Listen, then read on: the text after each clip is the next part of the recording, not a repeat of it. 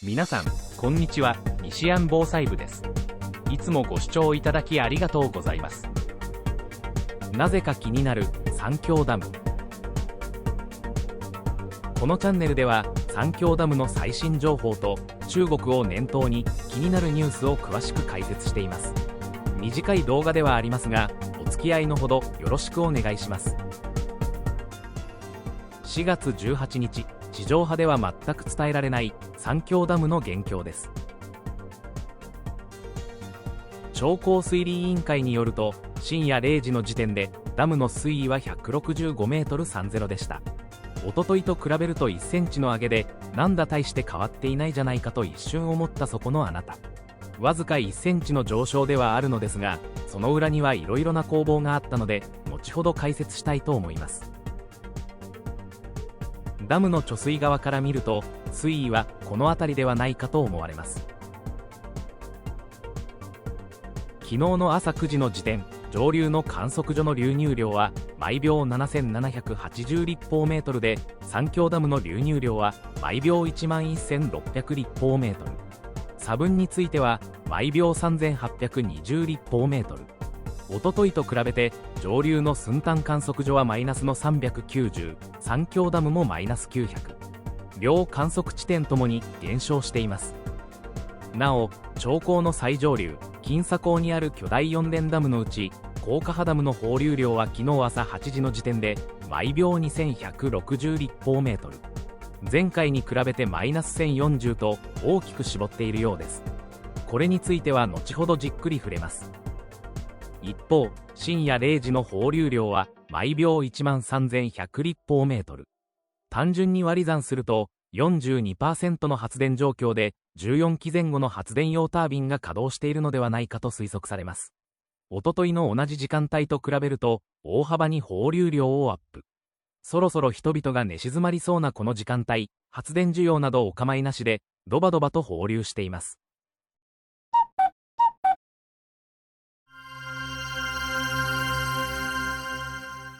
三峡ダムと最上流にあるダムの流量についてデータを比較しながら現状をチェックします。こちらは2月からおとといまでの流量の変化をまとめたグラフで、中国交通運輸部発表データを整理したもの。上が三峡ダム、下が高架波ダムを示しています。まずは高架波ダムの方からで、こちらに動きがありました。10日近くピークの7割から8割の放流を維持してきましたが、直近では5割ほどに絞っているようです。これは長期休暇だった春節の時の低いレベル。水色の流入量も徐々に下がっており、さらに上流ダムも放流を絞っているのかもしれません。次に三峡ダムの状況を見てみましょう。ご覧の通り、先月の末あたりからずっとダムへの流入量が上がり続け、ようやくピークを超えた模様。雨による増水が収まったこと、そして最上流の高架波ダムからの放流を絞ったことにより、今後流入量は落ち着くかもしれません。グレーのラインの放流量は段階的にその量を増やして、水位を調整しようとしていることが伺えます。このグラフを見る限り、電力需要に合わせて放流を増やすというよりかは、流入量の増加に対応するために調整していると言えそうです。後で触れますが、今の時期、洪水シーズンへの準備として水位は下げないといけないので、基本的に水位の上昇は NG。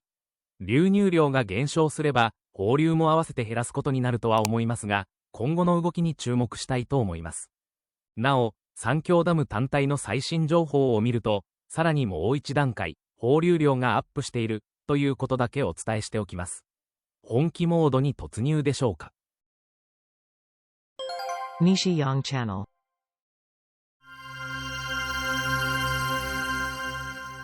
さて、最近このチャンネルでは、長江の支流である宇江について取り上げることが多くなっています。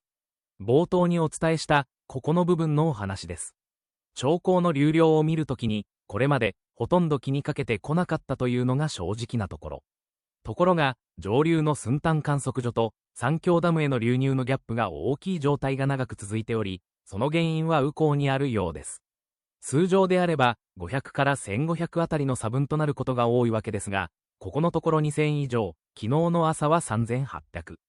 実は長江水利委員会はこの宇江流域にある武竜という町の観測所データを公開しています。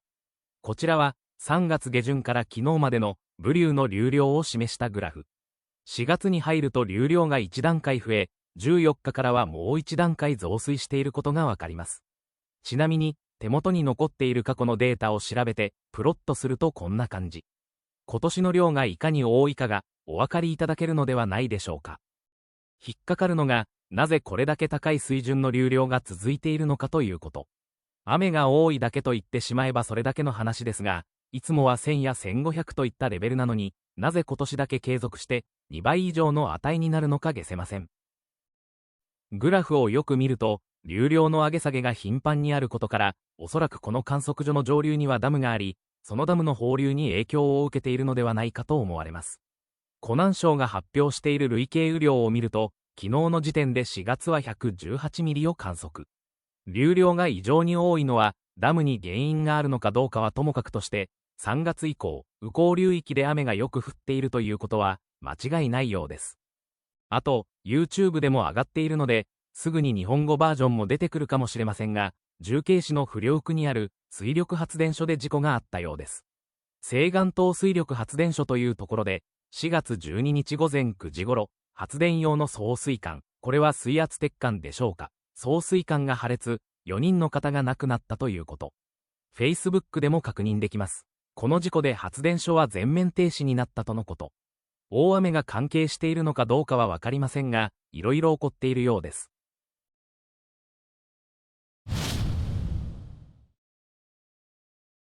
三峡ダムの水位が今後どうなっていきそうなのか、これまでの実績と足元の状況を見ておきます。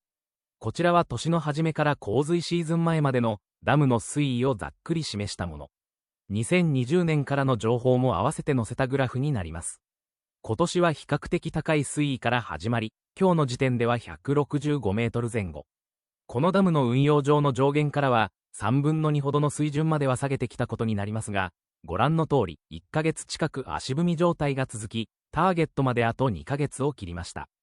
目標である最低ラインと現在の水位のギャップはだいたい20メートルほどですから2000センチ。残り60日と仮定し、割り算をすると1日につき33センチほど。2日で70センチ近くのペースをこれからずっと続けていく必要があります。最近の放流量と流入量の関係を見ると、一気に水位が下がる気は全くしません。視聴者さんの中には無理じゃないのというコメントにもある通り、目標達成は難しくなっているような気がします。今のところ、官製メディアではダムの水位の予定について特に報じられることはなく、これはひょっとしたら去年同様に145メートルまで到達しないかもしれないですね。余談になりますが、3月4日から4月17日まで、ダムの北側にある三峡南線肛門の定期メンテ工事が実施され、昨日終了しました。衛星写真でも工事のために抜かれていた水が元に戻っていたことは確認済みです。もし今日あたりから急激に水位が下がり始めたとしたら、この工事への影響を避けるため、水位を一定に保っていたということが言えそうです。しばらく様子を見ることにしましょう。天気予報サービスのウィンディで12時間の実績を見てみます。こちらは昨日の正午までの様子。長江の南側を中心に通り雨が発生しています。南部の広範囲の雨は低気圧から伸びる前線が影響していそうです。ダムの上流、重慶近くのこの辺りは先ほど触れた雨降があるところです。次に今後の予想を見てみます。日曜あたりから南側の広い範囲で雨雲のかかる機会は多そうです。今日の三峡ダムの天気は最高気温が30度、最低気温が14度で晴れの予報。前回触れた通り、気温が上がり真夏日になる模様。まだ4月ですが、今年は高温が続いているようです。番組の途中ですが、ここで臨時ニュースです。インバウンド旅行消費額、2026年1から3月は 2.5% 増の 2.3 兆円、台湾韓国が牽引、中国は半減、観光庁、トラベルボイスが伝えています。記事によると、観光庁がインバウンド消費動向調査の2026年1から3月期、一時速報の概要を発表した。これによると、同期間における訪日外国人旅行消費額は2兆3378億円、2025年同期の2兆2803億円と比較して 2.5% 増加した。前年同期比では、台湾が 22.5% 増、韓国が 12.7% 増、米国が 16.6% 増と2桁の伸びを見せた一方で、中国は 50.4% 減と大幅な落ち込みとなった。昨年末から続く中国政府による日本旅行への自粛呼びかけが影響したとみられる。日本政府観光局による中国人訪日客数で見ても、1から3月の累計は前年同期比で 54.6% 減、107万3500人だった。以上、インバウンド旅行消費額、2026年1から3月は 2.5% 増の 2.3 兆円、台湾、韓国が牽引、中国は半減についてお伝えしました。西安チャンネルです。今のニュースについて少しだけ。今年1から3月のインバウンド旅行消費額が前年を上回り、全体として順調に推移しているという点は、明るい材料と言えそうです。中国からの旅行者や消費が大きく減少した一方で、台湾、韓国、アメリカが2桁の伸びを見せて、全体を押し上げたという結果を見ると、日本の観光市場が以前より分散型になってきたと言えそうです。特に台湾が 20% 以上も伸びているというのは心強い限り。これまでも災害時に温かい支援を寄せてくれたいきさつがあり、日本にとって大切な友人のような存在と感じる方も多いのでは。困った時に助け合える関係というのは数字以上の価値があります。欧米からの旅行者は滞在日数が長い傾向があり、その分だけ宿泊費や交通費、地方での体験消費なども積み上がりやすくなります。消費の中でも宿泊と移動の比率は大きいため、長期滞在型の需要は地方経済にとってもありがたい存在です。フランスからの旅行者では平均宿泊数が24日という話もあり、日本人の感覚からすると羨ましすぎる。特定の国に頼る形ではなく、いろんな地域の人に日本の魅力を知ってもらい、結果的に安定した観光につながるといいですね。